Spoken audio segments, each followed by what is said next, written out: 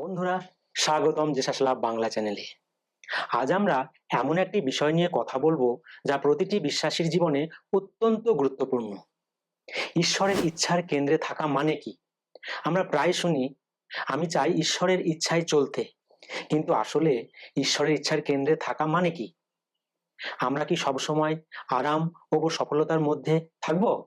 না বন্ধুরা, ঈশ্বরের ইচ্ছার কেন্দ্রে থাকা মানে সবসময় সহজ জীবন নয়, বরং সঠিক জায়গায় থাকা। অনেকে ঈশ্বরের ইচ্ছা জানতে চান যেন সেটা এক ধরনের গোপন মানচিত্র। কিন্তু ঈশ্বরের ইচ্ছা কোনো রহস্য নয়, এটা হলো তার সঙ্গে চলার একটি সম্পর্ক। আজ আমরা এই বিষয়ে তিনটি পয়েন্টে ভাববো। প্রথম পয়েন্ট, ঈশ্বরের ইচ্ছা মানে শুধু দিক নির্দেশ নয়, বরং সম্পর্ক। অনেকে মনে করেন ঈশ্বরের ইচ্ছা মানে হলো আমি কোনো চাকরি নেব, কাকে বিয়ে করব, কোথায় থাকবো। কিন্তু বাইবেল দেখায় ঈশ্বরের ইচ্ছা মূলত তার সঙ্গে আমাদের সম্পর্ক।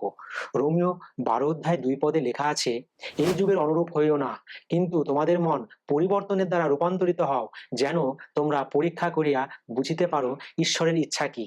এখানে পল বলেছেন, ঈশ্বরের ইচ্ছা বুঝতে হলে আমাদের মন পরিবর্তন দরকার। অর্থাৎ এটা কোনো নির্দেশনা অনুসরণ নয়, বরং ঈশ্বরের মতো চিন্তা শেখা। যত বেশি আমরা ঈশ্বরের সঙ্গে সময় কাটাই, তত বেশি আমরা তার হৃদয় বুঝি এবং ততই আমাদের সিদ্ধান্তগুলো তার ইচ্ছার সঙ্গে মিলে যায়। তাই ঈশ্বরের ইচ্ছা খোঁজা মানে পথ খোঁজা নয়, বরং ঈশ্বরের সঙ্গে হাঁটা। দ্বিতীয় পয়েন্ট, ঈশ্বরের ইচ্ছা প্রায় পরীক্ষার মধ্য দিয়েই স্পষ্ট হয়। আমরা অনেক সময় ভাবি ঈশ্বরের ইচ্ছা মানেই সহজ পথ, কিন্তু বাস্তবে অনেক সময় ঈশ্বর আমাদের কঠিন পথে নিয়ে যান, যাতে আমরা আরো পরিপক্ক, দৃঢ় ও তার প্রতি নির্ভরশীল হই। জোনার গল্প ভাবুন। ঈশ্বর তাকে নিনেভে পাঠালেন, কিন্তু জোনা উল্টো পথে গেল। ফলাফল? ঝড়, মাছের পেট এবং শেষমেশ উপলব্ধি, ঈশ্বর তাকে ছাড়েননি, বরং তার ইচ্ছার পথে ফিরিয়ে এনেছেন। আবার যোসেফের জীবন দেখুন।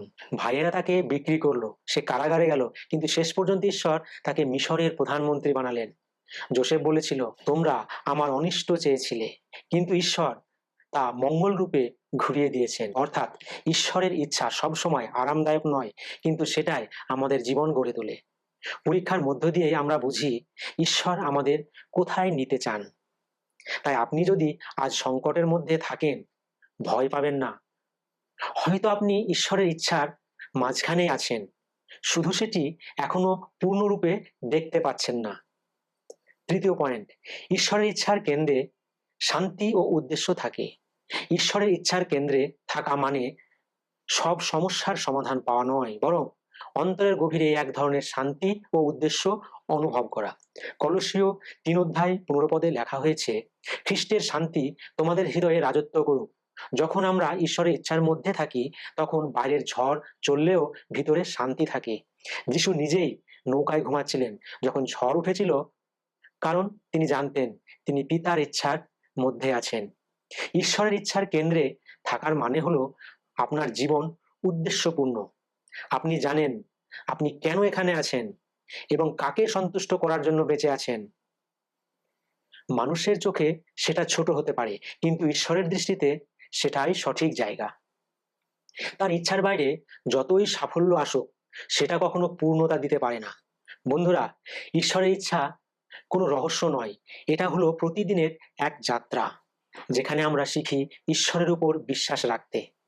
যখন কিছুই স্পষ্ট নয়, তখনও তাকে অনুসরণ করতে। ঈশ্বরের ইচ্ছার কেন্দ্রে থাকা মানে আমার জীবন সম্পূর্ণ তার হাতে সমর্পণ করা। আমার পরিকল্পনা নয়, তার পরিকল্পনা। আমার সমস্যা নয়, তার সমস্যা। আমার ইচ্ছা নয়, তার ইচ্ছা। তাই আজ আপনি যেখানেই থাকুন, হয়তো অনিশ্চয়তা, হয়তো বিভ্রান্তিতে, একটি প্রার্থনা করুন, প্রভু, আমাকে তোমার ইচ্ছার কেন্দ্রে রাখো। যেখানে তুমি থাকতে চাও, সেখানে আমি থাকি। যদি আপনি সেই অবস্থানে থাকেন, তাহলে আপনার জীবন কখনোই অর্থহীন হবে না, কারণ ঈশ্বরের ইচ্ছার মধ্যে সবসময় উদ্দেশ্য থাকে, আর সেই জায়গাতেই সত্যিকারের আনন্দ।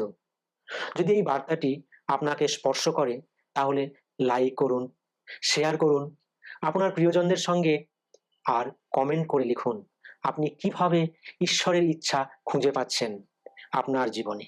আর অবশ্যই সাবস্ক্রাইব করুন জেসাস লাভ বাংলা চ্যানেলটি। যাতে আমরা একসাথে ঈশ্বরের বাক্য থেকে আরো শিখতে পারি। ঈশ্বর আপনাকে আশীর্বাদ করুন। আমেন।